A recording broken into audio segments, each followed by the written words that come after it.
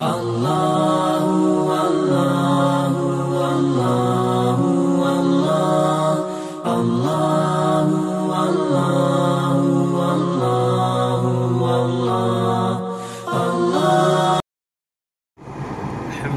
رب العالمین والعاقبۃ للمتقین والصلاة والسلام علی رسولہ الکریم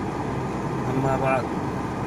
فقال رسول اللہ صلی اللہ علیہ وسلم من کذب علی متعمدا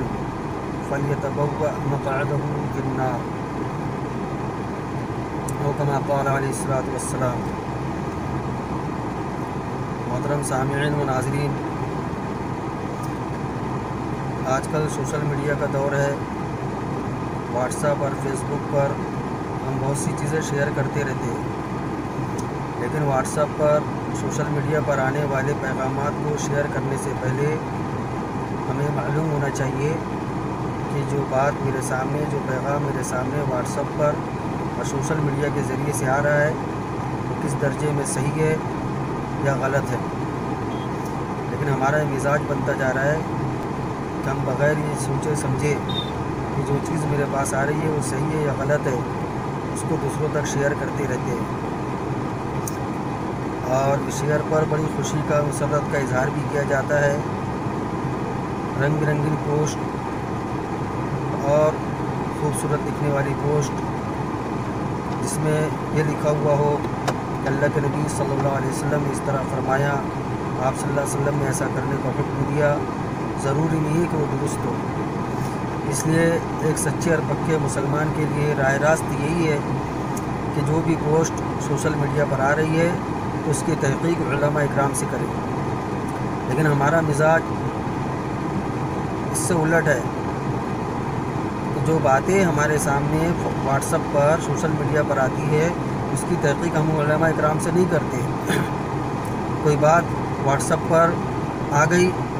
اور اس کے خلاف اگر کسی عالم دین سے کوئی بات ہم نے سن لی تو ہم یہ سمجھ بیٹھتے کہ فلاں عالم صاحب نے غلط بتایا، میں نے تو واٹس ایپ پر ایسا پڑھا تھا، میں نے تو فیس بک پر ایسا پڑھا تھا۔ یاد رکھیے، علماء اکرام سے دوری اور علماء اکرام کو اپنا رہبر اور رہنما تصور نہ کرنا یہ ہمیں گمراہی کی طرف لے جائے گا۔ اور جو میں نے آپ کے سامنے حدیث پڑھی ہے اس میں اللہ کے نبی صلی اللہ علیہ وسلم نے ارشاد فرمایا، جو شخص مجھ پر جھوٹ باندھے تو اسے جان بوجھ کر جھوٹ باندھے تو اسے چاہیے کہ وہ اپنا ٹھکانہ جہنم میں بنا لے۔